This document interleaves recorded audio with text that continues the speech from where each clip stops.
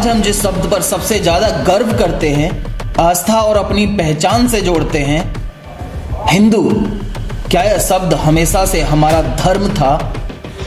क्या वेदों के ऋषि भगवान बुद्ध, भगवान महावीर या आदि शंकराचार्य खुद को हिंदू कहते थे? या फिर यह पहचान इतिहास की किसी विशेष घड़ी में गढ़ी गई? आज की यह डॉक्यूमेंट्री एक असहज सवाल पूछती है कि आखिरकार हमें हिंदू किसने बनाया? No, we will not submit. We are not Hindu. भारतीय संस्कृत में एक महान नदी है जिसका नाम है सिंधु। लेकिन जब फारसी और मध्य एशियाई लोग इस क्षेत्र में आए तो उनकी भाषा में स का उच्चारण होता है हा। सिंधु उनकी नजर में कहलाने लगा हिंदू। यह शब्द किसी धर्म के लिए नहीं था, बल्कि एक भूभाग और वहां के लोगों के लिए था। हिंदू मतलब सिंधु के पार रहने वाले लोग। अगर हम समय की परतें हटाएं तो पता चलता है कि हिंदू शब्द की जड़ें संस्कृत में नहीं बल्कि भूगोल में है। सिंधु नदी के पार रहने वाले लोगों को फारसी और मध्य एशियाई लोग अपने उच्चारण में हिंदू कहते थे और इसके स्रोत मिलते हैं दारियस के अभिलेखों में। हिंदू क्षेत्र का उल्लेख है। यहाँ हिंदू सिंधु नदी के इलाके को कहा गया है। अल बरूनी ने 11वीं सदी में लिखा है कि हिंदू वो लोग हैं जो सिंधु नदी के अल हिंद में रहते हैं। प्राचीन भारत में कोई भी खुद को कभी भी हिंदू नहीं कहता था। वेदों में हिंदू शब्द नहीं है, उपनिषदों में हिंदू शब्द नहीं है, बौद्ध त्रिपिटक में हिंदू शब्द नहीं है, जैन आगमों में हिंदू शब्द नहीं है। लोग अपनी पहचान बताते थे कि मैं भगवान शिव का उपासक हूँ, मैं भगवान विष्णु का भक्त हूँ, मैं भगवान बुद्ध के धम्म का अनुयायी हूँ, मैं जैन हूँ। यह पहचान दर्शन, आस्था और जीवन पद्धति पर आधारित थी, न कि किसी साझा धर्म पर। प्राचीन भारत में धार्मिक बहुलता थी, धार्मिक एक रूपता नहीं थी, कोई साझा धार्मिक नाम नहीं था।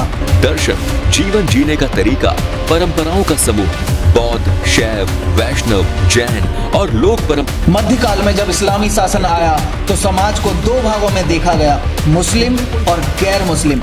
भारत के गैर मुस्लिमों को, जिसमें शामिल थे बौद्ध, जैन, शैव, वैष्णव, लोक परंपराओं के सभी लोग, एक शब्द में कह दिया गया, आप सब हो हिंदू।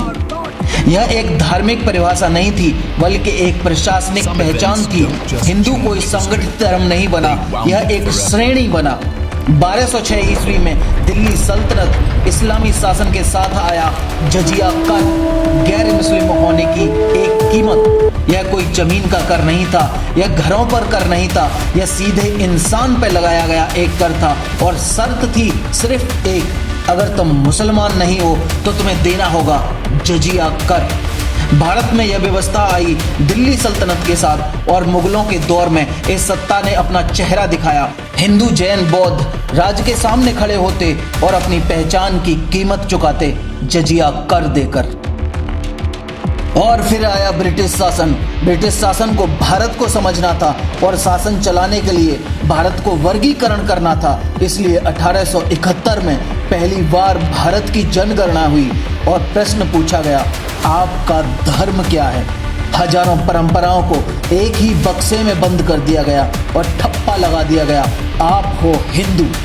फिर कानून बने, इनका नाम दिया गया हिंदू लॉ और धीरे धीरे एक नया शब्द सामने आया जिसको आज हम कहते हैं हिंदुइज्म। जो मुसलमान नहीं, जो ईसाई नहीं, जो सिख नहीं, जो बौद्ध नहीं, जो जैन नहीं, वो सब कहलाते हैं आज हिंदू। यही है आधुनिक हिंदू की संरचना। इतिहासकार कहते हैं हिंदू नाम का कोई धर्म नहीं है, हिंदू एक धार्मिक दर्शन नहीं है बल्कि एक कर देने वाली आबादी थी। तो फिर सवाल जन्म लेता है कि हमारा धर्म क्या है? एक दर्शन, एक जीवन जीने का तरीका, परंपराओं, बौद्ध, शैव, वैष्णव, जैन और लोक परंपराओं का एक समूह, एक खुली भारतीय सभ्यता। एक ऐसी सभ्यता जहां सिखाया जाता था ज्ञान, करुणा और प्रेम। इस सभ्यता पर हमले हुए मुगलों के भी और भारत में रहने वाले नफरतकारियों के भी सभ्यता बिखर गई और एक दर्शन दूसरे दर्शन को दुश्मन जैसा लगने लगा। एक भगवान के मंदिरों पर दूसरे भगवान के लोग कब्जा करने लगे। कहीं उनके ऊपर मस्जिदें बना दी गई तो कहीं मंदिर, और भारत की सबसे बड़ी ज्ञान, प्रेम और करुणा की ज्योति भारत से ही मिट गई। और हमने अपनी आंखों से देखी अपनी भारतीय सभ्यता की होते हुए हत्या। ईश्वर का घर तोड़कर हमने देखा बनता घर ईश्वर का। मोदी जी देखिए, India is not a one religion country. India has not been a country which is only Hinduism has gone from India to the world. There are several religions which originate in India. My question to you, Mr. Modi, is that when on April 7th you released your manifesto, and what you are saying is that I am not giving a religious color, I am only talking about people who are persecuted, and I am welcoming back people who are persecuted. In your manifesto you said good governance and development, but in your manifesto you also say that India shall remain a natural home for persecuted Hindus, and these persecuted Hindus will be welcome to seek refuge here. My very simple question to you is बहुत simple सवाल है, why only persecuted Hindus, Mr. Modi? Why not persecuted Buddhists? Why not persecuted Sikhs? Why not persecuted Jains? Why not persecuted Muslims or persecuted Christians? Because if the BJP speaks the language of inclusion, then Mr. Modi, your manifesto should have said persecuted.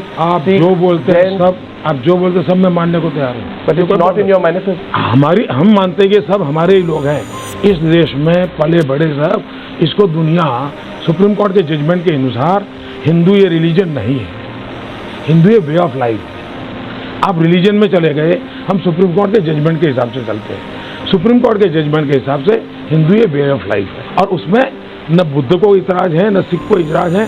इतना ही नहीं, आज भी केरल में हमारे ईसाई संप्रदाय ऐसे हैं जो इसी प्रकार से जीवन जीते हैं। ये आप डिस्क्रिमिनेट करते हैं, हम नहीं करते नहीं, मगर आपके मैनिफेस्टो में तो सिर्फ हिंदूज का रेफरेंस था। हम हिंदू रेफरेंस जो करते हैं वो सुप्रीम कोर्ट के जजमेंट के हिसाब से करते हैं, वे ऑफ लाइफ के रिलीजन के हिसाब से नहीं करते। So the reference to Hindus in the manifesto, we don't believe that. हम मानने को तैयार नहीं, हिंदू रिलीजन है, हम मानने को तैयार नहीं है। Hindu is way of life. नमस्कार, मेरा नाम है जीत प्रकाश और आप देख रहे हैं सत्य भारतम, जहां सत्य छुपाया नहीं जाता, सत्य बताया जाता है। जय हिंद। कुछ घटनाएं सिर्फ इतिहास नहीं बदलती, वे उसे हमेशा के लिए घायल कर देती हैं।